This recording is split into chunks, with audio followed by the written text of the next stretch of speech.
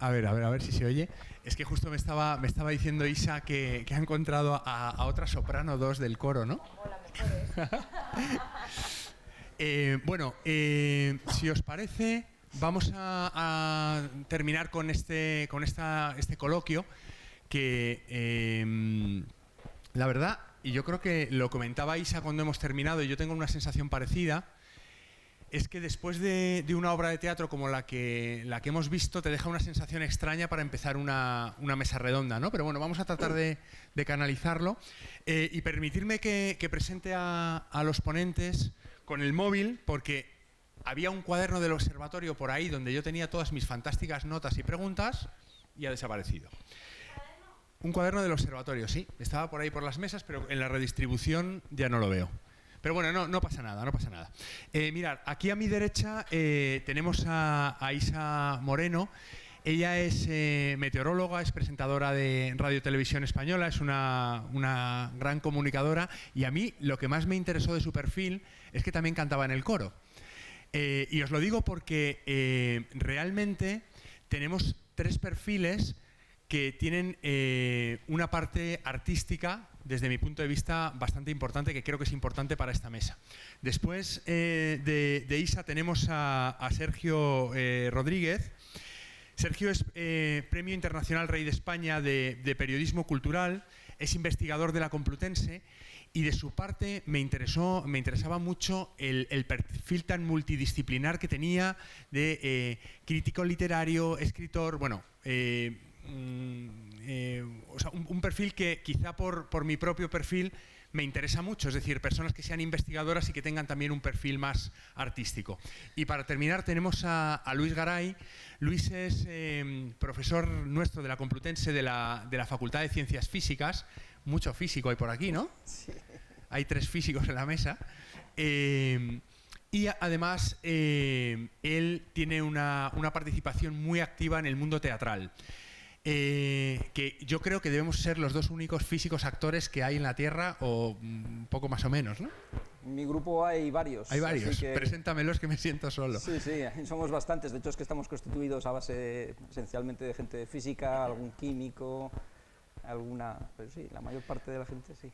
Sí que hay varios. ¿Qué os parece si empezamos hablando de lo que acabamos de ver? De pronto hemos vivido un coloquio, bueno, una serie de mesas redondas más académicas, y de pronto metemos una obra de teatro.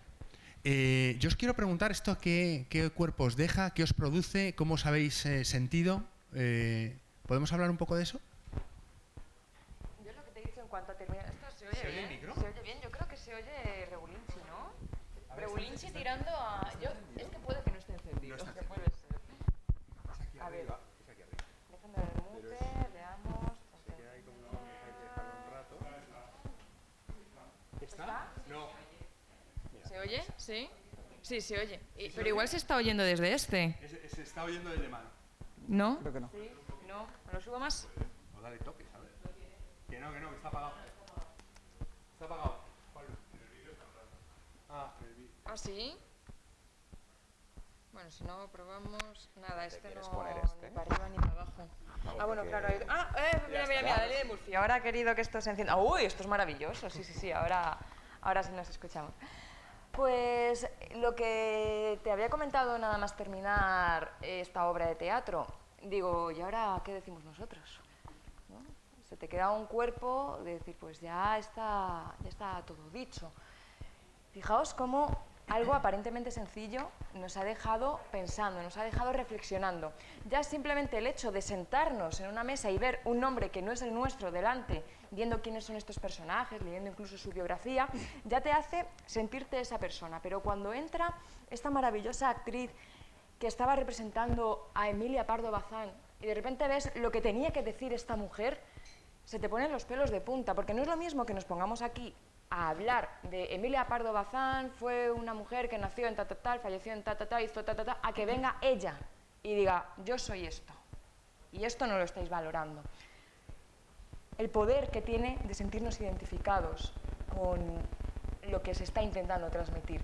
Y eso al final nos muestra que más allá de que seamos científicos o no seamos científicos, o el campo al que nos estemos dedicando, La cultura y el arte nos hace sentirnos humanos y es esa forma que tenemos que tomar para comunicar lo que sea y para llegar a la gente. Yo creo que cuando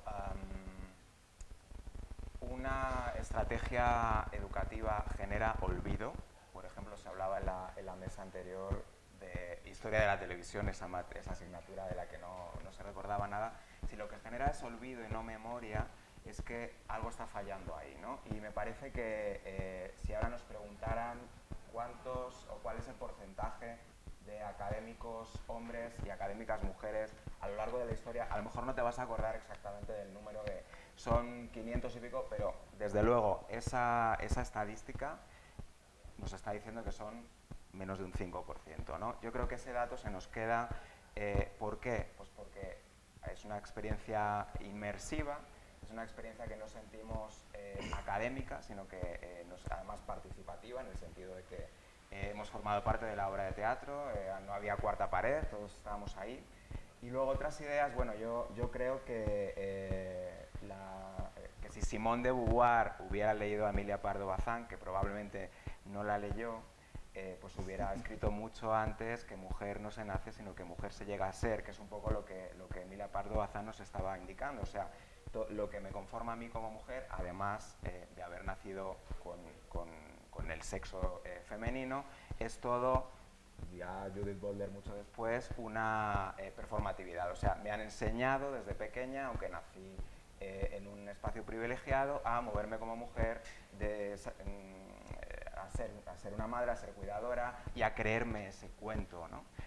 Me parece que esas dos ideas, solamente y en tan poquito tiempo, pues se han generado gracias precisamente al formato alejado de lo académico y quizá que nos permiten abrir la ventana de estas neuronas frontales que parece que de pronto se nos van acabando. No nos ponemos en modo estudiante, sino en modo espectador, y eso nos abre mucho más la retención, creo yo.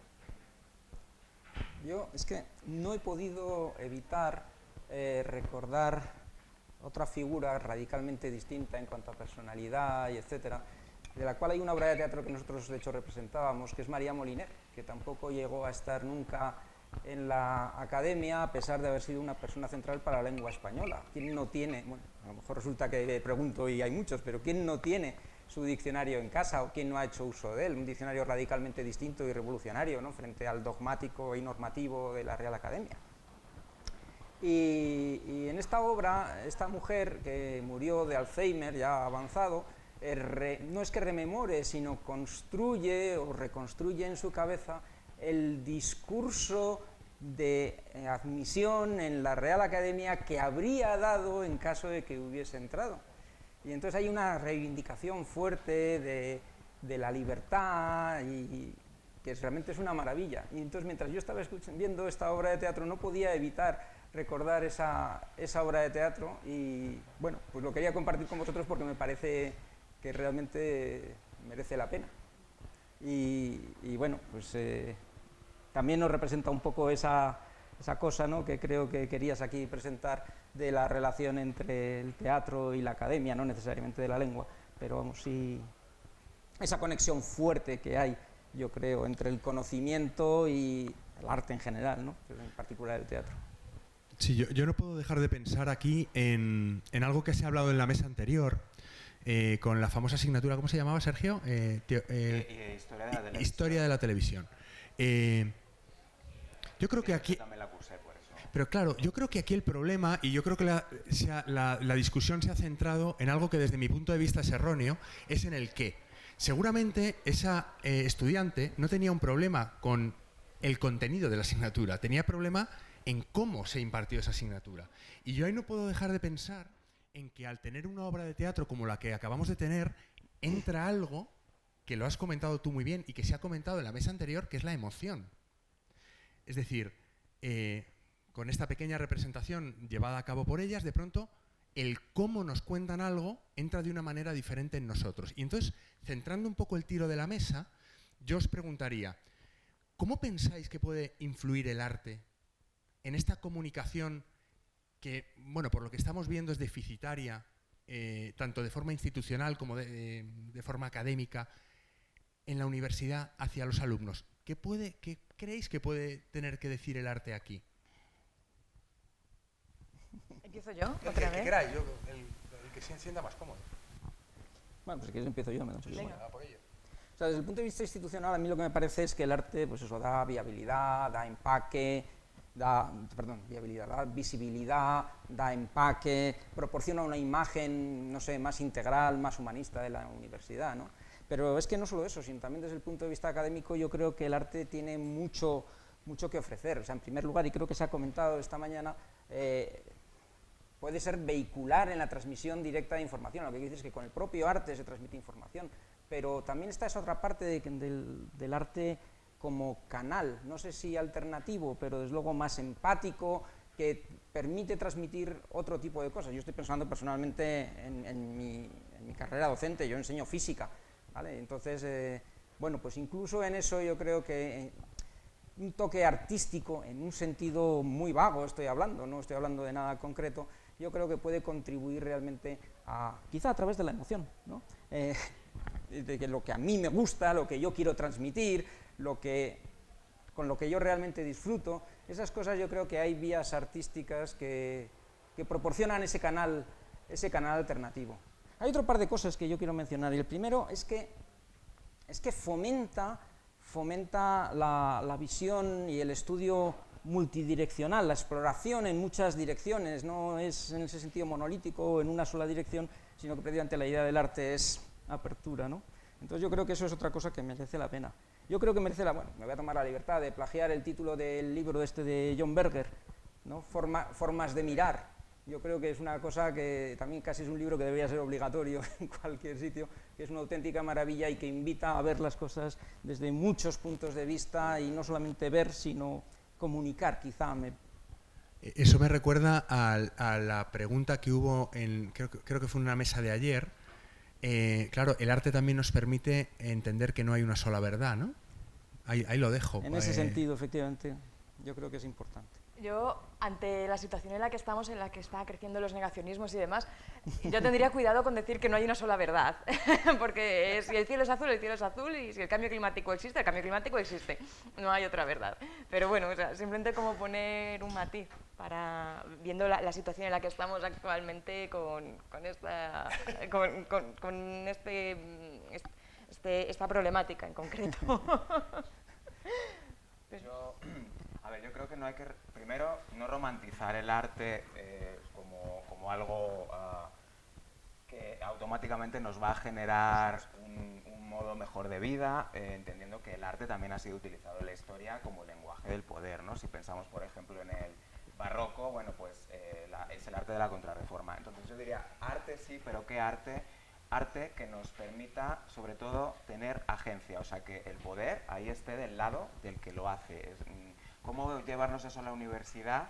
Pues no un arte o un lenguaje donde te indiquen, bueno, 1, tienes que hacer esto, 2, tienes que hacer esto otro, vas a hacer una obra de teatro, sino que se te dé la libertad, me refiero como estudiante, para que tú mismo o tú misma puedas construir un discurso y que ese discurso sea verdaderamente crítico. Es decir, arte que no esté al servicio de una consigna, sino más bien arte como lenguaje para poder expresar o para poder seguir pensando, para poder hacer más preguntas o para ver desde otra perspectiva esa única verdad, pero quizá mirarla desde el cielo azul de noche, pues a lo mejor es negro.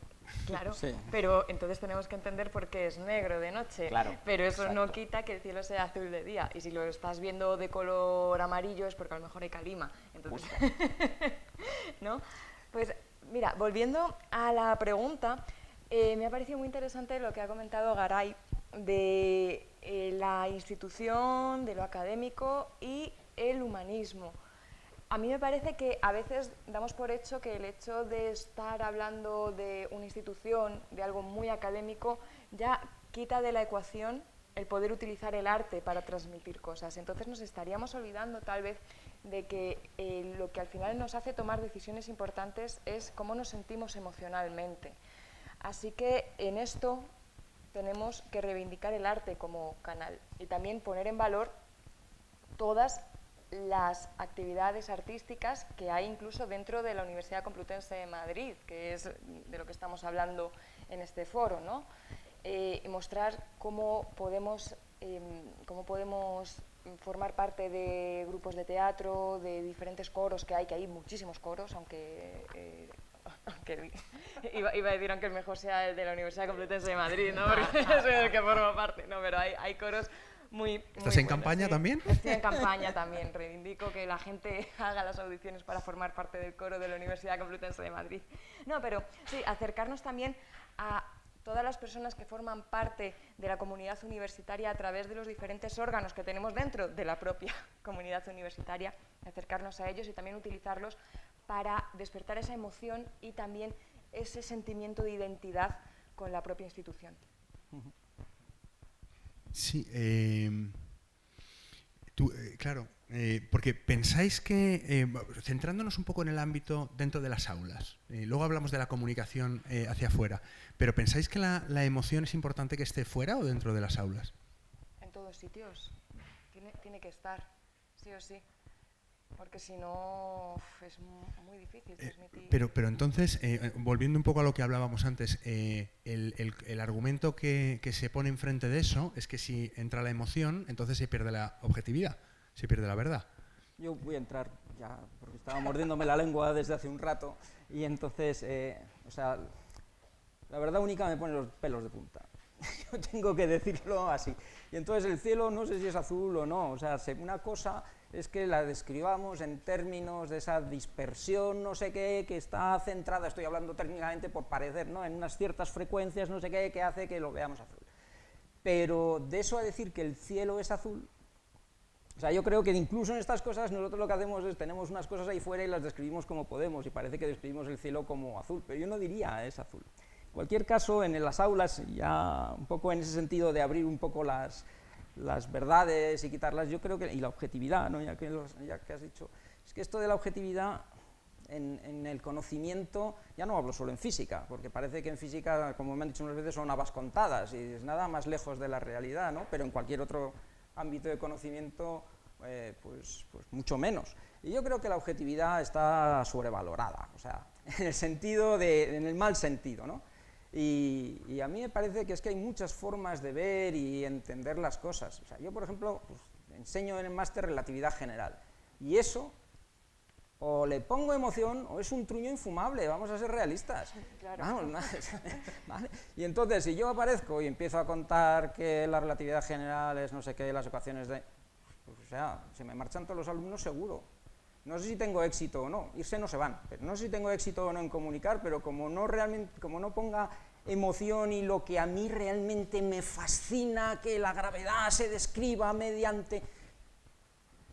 pues estoy perdido. Eso es lo que yo creo.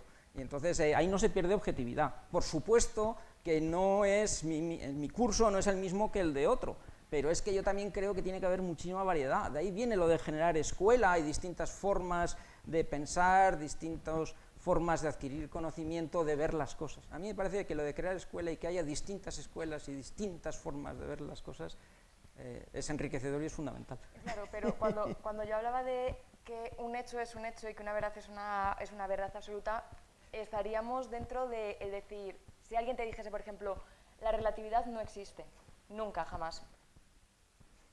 Pues claro, eso te es pediría mentira, claro. Te pediría un modelo alternativo para describir la interacción gravitatoria. Yo no te voy a decir ni que la relatividad existe o no, es un modelo que nosotros construimos para entender la realidad. Pero la relatividad existe. No, yo no diría eso. Es un modelo, y repito, para mí, y hablamos de la relatividad, pero podríamos hablar de cualquier otra cosa, es un modelo para describir la realidad, que es esa cosa que está ahí, que no sé muy bien lo que es, y nosotros intentamos describirla de la mejor forma posible, y la relatividad en este caso particular desempeña ese papel, pero nos pasa con cualquier otro modelo y cualquier otra cosa. Yo no diría nunca que la relatividad existe o no. Bueno, creo que nos estamos... Pero sí, nos estamos viendo. Yo creo que lo importante es la variedad, ¿no? En ese Siendo sentido. el único no físico de la mesa. Lo siento. Pero resulta que mi carrera fue periodismo, entonces el tema de la objetividad, desde luego, es fundamental y se ve desde primero de carrera. Yo algo en lo que insisto siempre, y me he ido yendo en el periodismo creativo más hacia la parte más cercana a la literatura, es que la objetividad no existe, lo que sí que existe es la imparcialidad, lo que sí que existe es son las evidencias que te permiten demostrar algo hasta que se demuestre lo contrario. O sea, si un estudiante te dice no existe tal cosa y tú se lo puedes explicar con una serie de evidencias, ya si no te cree, pues entramos quizá en otro problema. Ahora, ¿cómo nos llevamos eso al debate del arte con la comunicación? Creo que tiene mucho que ver también con esta gran separación que ha habido siempre entre humanidades, donde normalmente colocamos el arte, y lo que llamamos, quizá mal llamamos, las ciencias duras, donde pareciera que no son las humanidades y que como el arte están en las humanidades, ¿cómo enseño yo ciencia desde un acercamiento artístico o creativo? Y yo creo que, aquí acabamos de ver un ejemplo clarísimo, pero hay 1000 ejemplos más de cómo puedes contar, pues, no sé, la teoría más compleja, casi imposible para los propios que la estudian, de una manera muy sencilla o mucho más comunicativa, tratándola, y se hablaba de esto en la mesa anterior, de traducir a un lenguaje que pueda entender pues un público medio. ¿Cómo hacemos eso? Muchas veces a través de lo narrativo, por ejemplo, como es el caso de esta obra de teatro, que utiliza estrategias narrativas para contarnos un personaje histórico, que me imagino que basado en hechos y con un poquito de ficción, pero al final sí que se puede, y creo que esa es una frontera que sí sería importante romper. O sea, humanidades como el reino del subjetivo, ciencias duras como el reino del objetivo. Me parece que no es exactamente así, que quizás ese es un problema de base de por qué la universidad misma es reticente a la hora de pensar en la investigación creativa o la investigación artística como una estrategia importante para aprender matemáticas, por ejemplo. Sí, eso me recuerda un poco claro, cuando el teatro se expulsa de la universidad es porque se le acusa de ser una técnica de manipulación. Y eso, bueno, eso daría mucho que hablar, ¿no? Pero te voy a coger el guante respecto a las narrativas, porque una duda que yo tengo es, ¿pensáis que hace falta crear narrativas que ayuden a nuestros estudiantes a identificarse con la universidad? Pues seguramente. Sí. Crear narrativas o crear espacios donde puedas sentirte ligado de forma emocional con la universidad. Crear espacios como este, en el que han aparecido 2 actrices, pues igual, imagínate en una cafetería que de repente aparece un grupo de teatro y empieza a representar algo ahí en medio. O, bueno, a lo mejor en las aulas no, porque estarían los profesores dando clases y de repente aparece alguien como, vamos a ver, que yo tengo aquí mi programación. Pero yo creo que sí. ¿Y crees, esto ya para ti, crees, ella tiene un libro que se llama, dime si digo mal el título, Cambio climático para principiantes? Sí. ¿Hace falta un libro Universidad para principiantes? ¿Por tu experiencia universitaria? Yo creo que no. Yo creo que el libro Universidad para principiantes no. Te lo digo porque comentaban el otro día que en la mesa que las estudiantes, que cuando ellas entraban estaban muy perdidas. Es decir, entras en la universidad como un lugar absolutamente desconocido y que es con el paso del tiempo con el que empiezas a conocer pues, cómo funciona, los organismos que hay, las cosas que hay y demás. Y vemos claro que hay una falta de identificación de los estudiantes con la institución, ¿no? La gran mayoría les da exactamente igual, ¿no? De hecho, yo creo que hay muchos estudiantes que no saben todos los órganos que hay dentro de la propia universidad. No sé si tenéis la misma, Nosotros tampoco, misma percepción, o incluso los profes. Los profesores, o sea... Igual el libro Universidad para principiantes haría falta para mostrarlo a todo el personal, ¿no? Esto es todo lo que te puedes encontrar. A nosotros en el coro nos pasaba que siempre que hacíamos audiciones nos llegaba muchísimos más alumnos Erasmus a hacer las audiciones que alumnos de la propia universidad. Es verdad que sí que nos llegaban alumnos Complutense, pero siempre teníamos como un grueso que todos los años nos llegaban un montón de Erasmus. Y era porque ellos saben que dentro de la universidad hay coros, hay teatro, o que simplemente dicen, vale, pues voy a la universidad, voy a ver qué actividades puedo hacer dentro de la uni. Y es más, dicen, jolín, es que además me dan créditos.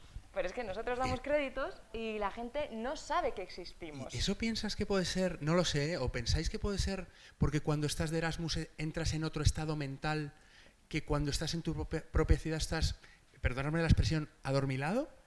O que tal vez esa gente que está viniendo de fuera sabe que la universidad tiene mucho más que ofrecerte más allá que las clases y los títulos a los que vas a formar parte. Creo que es un trabajo. Si no os importa, voy a hacer una cosa que no estaba prevista, pero como veo, ¿os importa que Faltaba más. intervenga el público ya? Oh, claro. Mientras le llevas el micrófono, lo que quería comentar es que muchas veces los estudiantes a lo mejor ven la universidad como un trabajo. Y es eso que dices, bueno, yo tengo que ir, tengo que cumplir y salgo de ahí. En vez de verlo desde otro punto de vista que puede ser una fuente de experiencias y de muchas cosas. Entonces, como un trabajo me refiero como un trabajo en el sentido de yo voy a trabajar, entro a las 8 de la mañana, salgo a las 2 de la tarde. Sí, sí. Pero además tampoco conocen que forman parte de la toma de decisiones. Ellos saben Claro. que sí, que cada 4 años, bueno, no, porque las elecciones a decano se hacían dentro de la propia Junta de Facultad, pero sí que saben que estaban las elecciones de estudiantes y demás, que en función de si se presentaban más o menos alumnos dentro de la propia facultad, la campaña más grande o menos. Pero incluso yo creo que hay una desconexión total de todo lo que se puede hacer desde el punto de vista de formar y de crear universidad desde dentro de la universidad, siendo estudiante, profesor, miembro del PAS, de lo que sea. A mí me interesa mucho, antes de la pregunta, Sergio, ¿narrativas?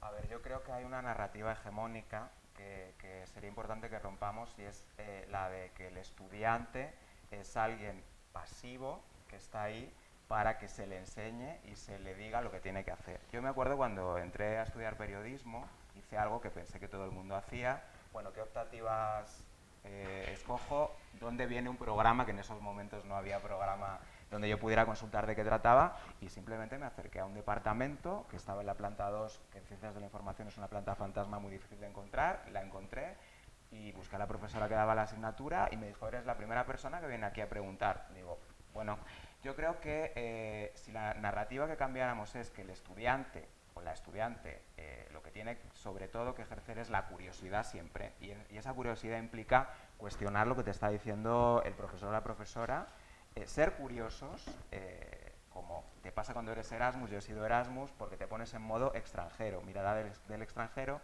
no estás en tu espacio y entonces estás ojo a visor y estás dispuesto a que te permeen las cosas. Cuando estás en un espacio que sientes que es el tuyo, tú eres el normal, no eres el diferente, y entonces no te fijas en cosas que han estado ahí siempre, ¿no? Pero es una narrativa que existe, como jerárquica.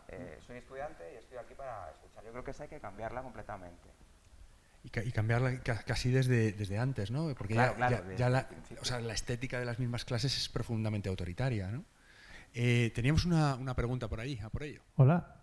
Uy, qué fuerte. Bueno, venía a hacer un comentario, no solo porque soy estudiante y también sido Erasmus, sino porque veo que hay una cosa que normalmente no se suele comentar, que son las estructuras previas antes de que nosotros entremos a la universidad, que ya creo que se ha comentado en alguna otra mesa, pero es normal que los estudiantes cuando entran a la universidad no busquen organización ni participación, porque en toda su etapa previa eso no ha sucedido. O sea, en el bachillerato, ¿en qué momento tú te puedes participar en un equipo de fútbol o canto, coro o actividades de teatro? Eso no son actividades que están en general, la gente normalmente no lo suele hacer. Entonces es normal que cuando tú entras a la universidad no caigas en eso.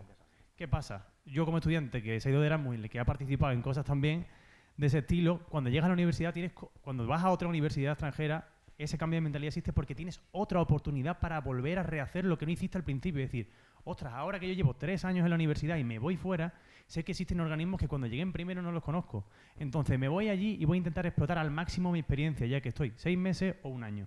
Entonces es esa mentalidad de decir, tengo que aprovechar esta experiencia porque no se va a volver a repetir. De decir, aparte que es muy importante de que hay organismos que te guían. Tú cuando llegas a la universidad de fuera, existe una red que es la ASN, la red Social Network de Erasmus, que te guía y te dice cosas curriculares que puedes hacer, actividades, hay como una especie de guía y te intentan, ellos te buscan, te captan. Pero cuando tú entras a la universidad Complutense o a cualquier otra, en general ese tipo de asociaciones no te proveen de la información suficiente y de esos organismos que hay para que tú puedas desarrollar ese tipo de actividades. Entonces yo creo que es importante lo que estoy diciendo, que concuerdo, pero ese cambio de mentalidad, como lo habéis expresado, yo creo que es por esa necesidad que tienen los universitarios de volver a empezar y de decir, ahora sí que tengo que aprovecharlo porque no me queda otra. Pues estoy en tercero y me queda 1 año y no lo hice bien seguramente en los 2 primeros años. Ya que tengo la oportunidad, lo aprovecho. Sobre eso.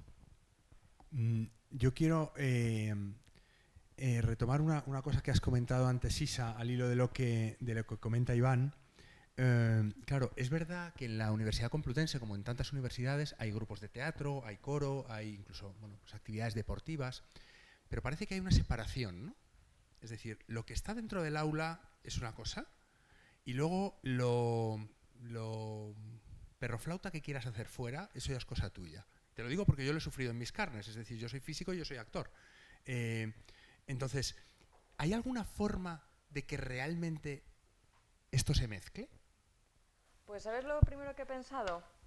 Dando más créditos, haciendo que te puedas quitar asignaturas realmente con estas otras actividades, porque nosotros, por ejemplo, creo que dábamos un crédito, y claro, con un crédito tú no te quitas ninguna asignatura, terminas la carrera con un crédito de más y dices, wow, qué guay, ¿no? Pero si realmente eso supliese alguna asignatura optativa, te da la sensación de que efectivamente lo que estás haciendo también es parte de tu currículo. Es lo primero lo que he pensado. Bueno, yo creo que eso es un armario que, o sea, estar en el armario de la creatividad, como profesor o como profesora, se puede romper fácilmente si todos lo hiciéramos, en el sentido de que cuando tú te presentas, igual que dices, estudié tal doctorado, hice tal estancia en tal lugar y soy cocinera y soy directora de teatro, por ejemplo, ¿no? Y que trataras también de llevarte ese aspecto a tu docencia y que lo dijeras ahí, pero eso es casi imposible. ¿Por qué? Porque la propia manera en que construimos nuestro currículum vitae, pues lo comentábamos antes, está pensada de esa manera, lo que se te valora es la investigación académica, o sea, volvemos a lo mismo de las narrativas. Es una narrativa ya construida donde parece que no entra lo creativo y justamente se piensa que lo creativo, pues eso es perro flauta, y lo tenemos pues desde este cuento de la cigarra y la hormiga, ¿no? De la trabajadora cigarra,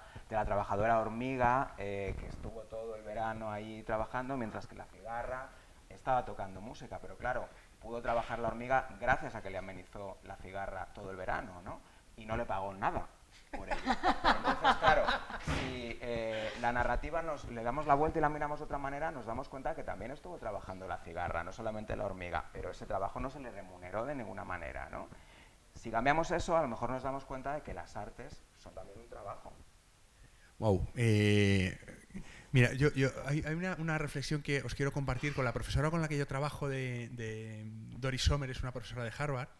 Ella tiene un libro que se llama Foundational Fictions, Ficciones Fundacionales, que es un libro que hace un análisis por toda América Latina, viendo las ficciones que se crearon cuando echaron a los españoles para crear identidad de país, que eran ficciones que eran mentira. Es decir, un cómic en la que un blanco se enamoraba de una negra y entre los dos echaban a los españoles, cuando era mentira, había una segregación racial brutal, pero esto creaba identidad de país. Y yo os tengo que lanzar, y sé que no era parte del debate, pero ¿cómo podemos, qué tipo de narrativas pensáis que podemos crear para cambiar esas narrativas tan establecidas que habéis dicho, del estudiante pasivo, del profesor? Y aquí, perdonad que voy a decir algo muy impopular, pero lo tengo que decir. Después de 19 ediciones de los cursos de hablar en público a los profesores de la Complutense, han pasado muchos profesores, entre ellos Luis, por mis cursos.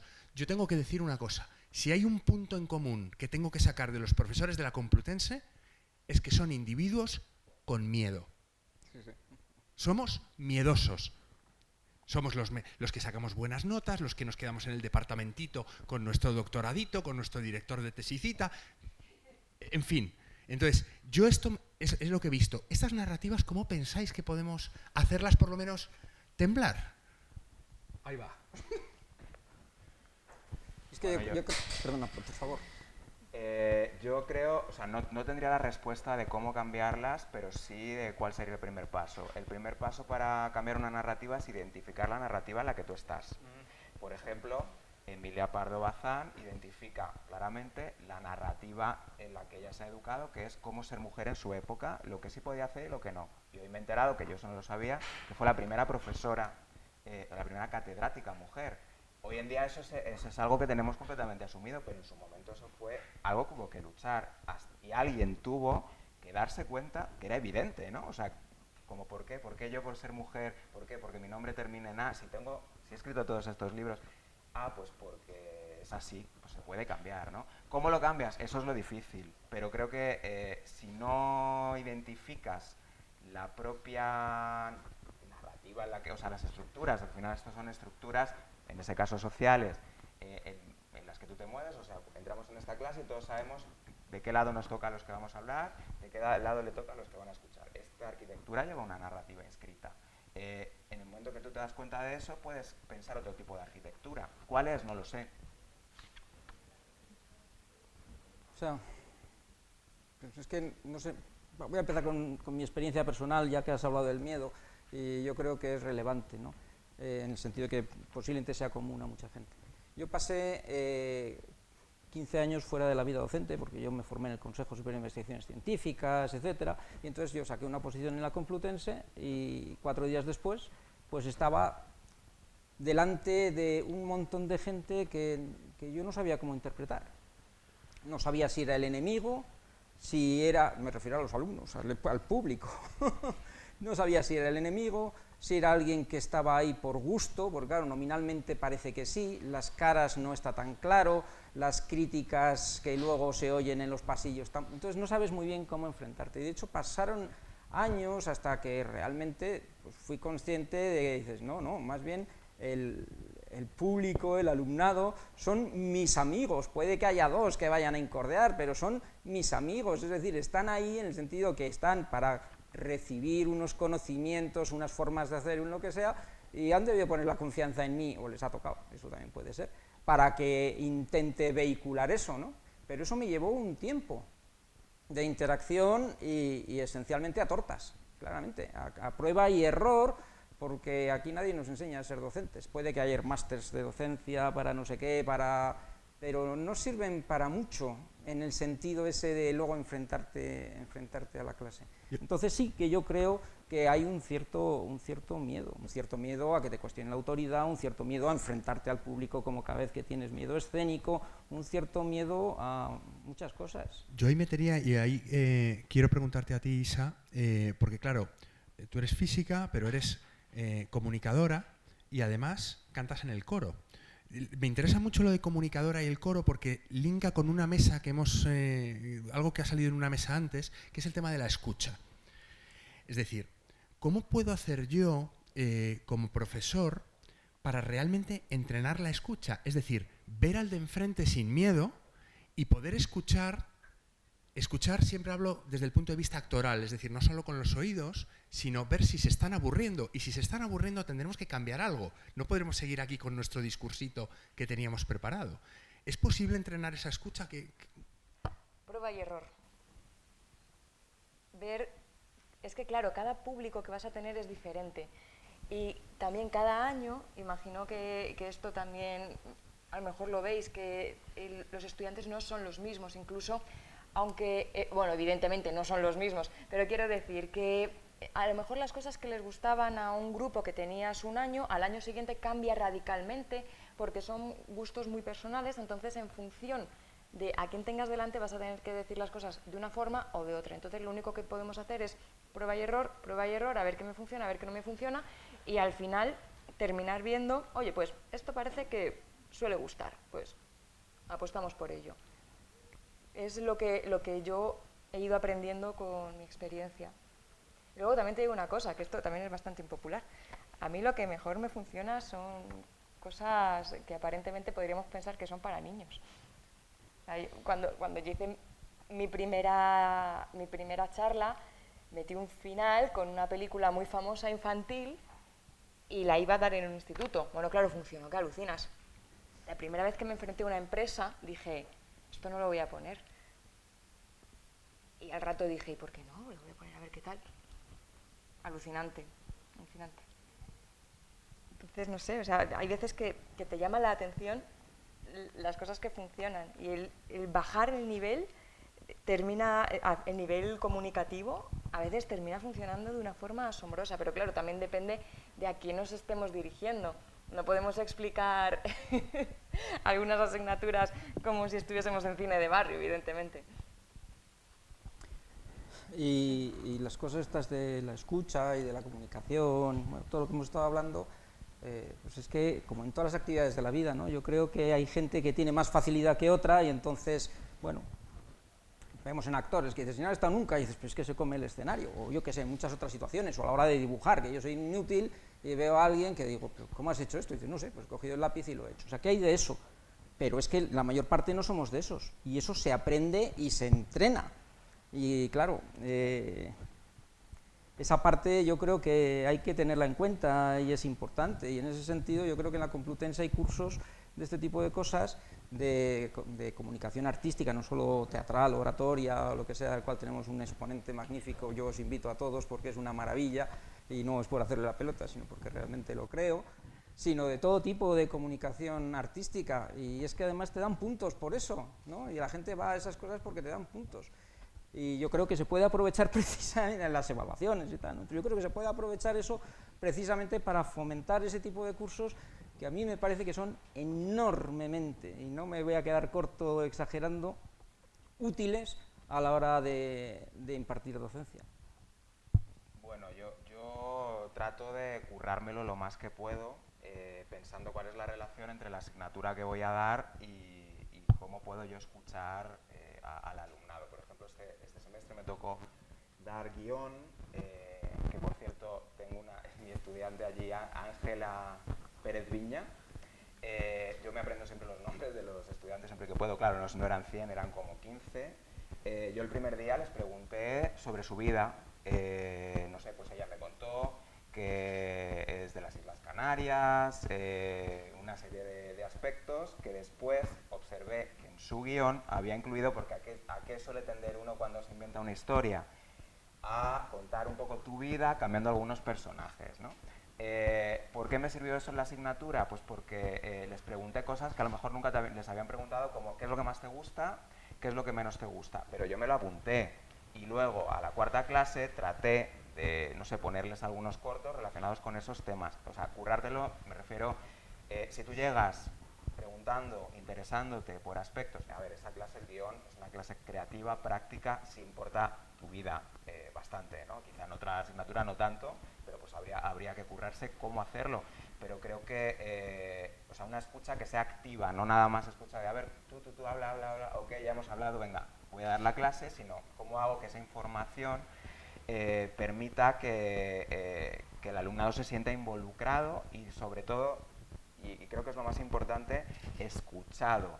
Esta fue una clase donde pues varias personas me escribían pidiéndome retroalimentación, entre ellas tú, me escribiste allá al final, ya con la nota puesta.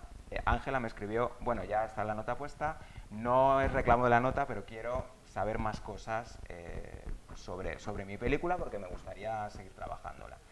Creo que si no nos damos ese tiempo de retroalimentar, incluso aunque ya, total, ya había acabado la clase, ya había puesto las calificaciones, eso es parte que forma, pues que está fuera, digamos, del ámbito docente, pero creo que es fundamental el retroalimentar. Y eso es algo de lo que yo me he quejado siempre de algunas experiencias universitarias cuando yo era estudiante, que es hacer cosas que luego no son leídas a profundidad, no son...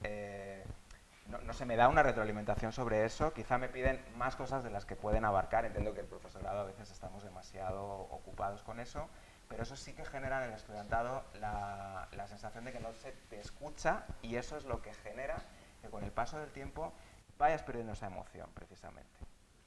Yo creo que vamos a abrir las preguntas, las cuestiones al público, con lo cual, a por ellos. Empiezo. A ver,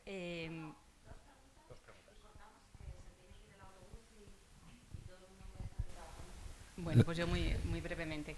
Habéis hablado antes de las narrativas. A mí me parece que es muy importante que el estudiante se sienta orgulloso de dónde está, ¿no? Yo estudié en la Complutense hace ya bastantes años y yo siempre digo, no, yo es que soy de la Complutense. ¿Por qué? Porque yo he tenido unos profesores a los que admiraba enormemente. Yo estudié en un plan de estudios en el que no había casi prácticas y, sin embargo, admirábamos mucho al profesorado de la universidad. Es la cuna del conocimiento, donde se investiga, donde se desarrolla, donde están los que más saben de determinados temas. Yo soy periodista, yo trabajo en un medio de comunicación Y yo siempre me quejo de lo mismo cuando hablo con Margot en comunicación. Digo, es una pena que cuando necesitamos un experto que nos hable de algo, muchas veces ella nos dice, tengo a la persona ideal, a la persona que, vamos, os lo va a explicar fenomenal, muy didáctico, de forma muy clara, luego contacta con esa persona, resulta que esa persona no quiere. Un poco hablando del miedo, de lo que tú decías antes, somos muy profesionales, sabemos mucho, tenemos nuestros doctorados, nuestros másteres, pero estamos metidos ahí. Entonces, en la mesa de antes se ha hablado un poco de la comunicación hacia afuera, de cómo sacar la universidad hacia afuera. Pues a mí me parece que eso es muy importante. Cuando ocurren temas importantes que se necesitan explicar en los medios de comunicación, si sale un doctor, un catedrático, alguien experto en eso que lo explica y es de la Universidad Complutense, no digo que los alumnos lo vayan a admirar solo por eso ni porque ha salido en los medios, no, pero sí que sirve un poco para los estudiantes universitarios decir, es que cuando pasan cosas preguntan aquí, o sea, es que es aquí donde está el conocimiento, es que formo parte de algo muy importante para explicar a la sociedad lo que está ocurriendo, sea un volcán, sea lo que sea. Están ahí los expertos. Entonces, yo creo que eso es una parte muy importante, que la universidad salga de lo que es la universidad, de lo que es el trabajo, de voy a las 8, estoy hasta las 12, luego no. Entonces, si tú te sientes orgulloso de dónde estás, si crees que formas parte de algo, si tienes profesores a los que admirar, más allá de porque den muy bien las clases, te lo expliquen y tal, sino porque ves una proyección, ves, sobre todo cuando estás en los primeros años, que lo que te están dando sirve de algo, que hay una aplicación, que la estás viendo ahí. Pues a mí me parece que eso te sirve para...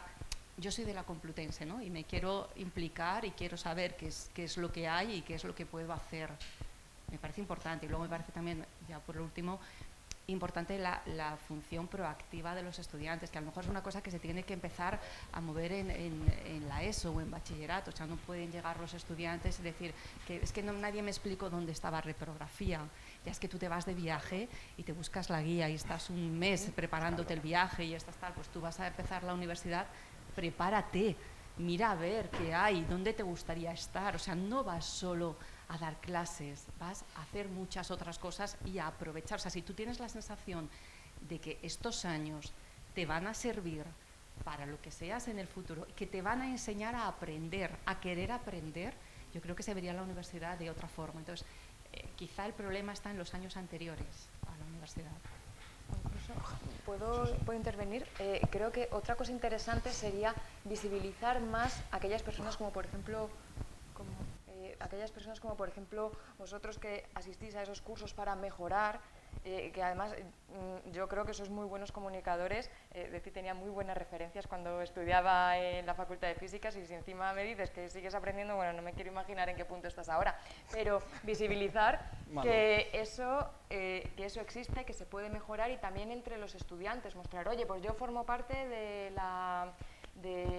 los representantes de estudiantes en junta de facultad. Oye, pues mira, yo estoy en ASAP y hacemos unas excursiones que no veas para ver los planetas. Visibilizarlo cada vez más, porque cuanto más lo visibilicemos desde dentro, más gente se va a querer sumar a ese grupo del que formamos parte. Yo lo lamento, pero es que tenemos que cerrar. Tenemos preguntas de estudiantes, pero...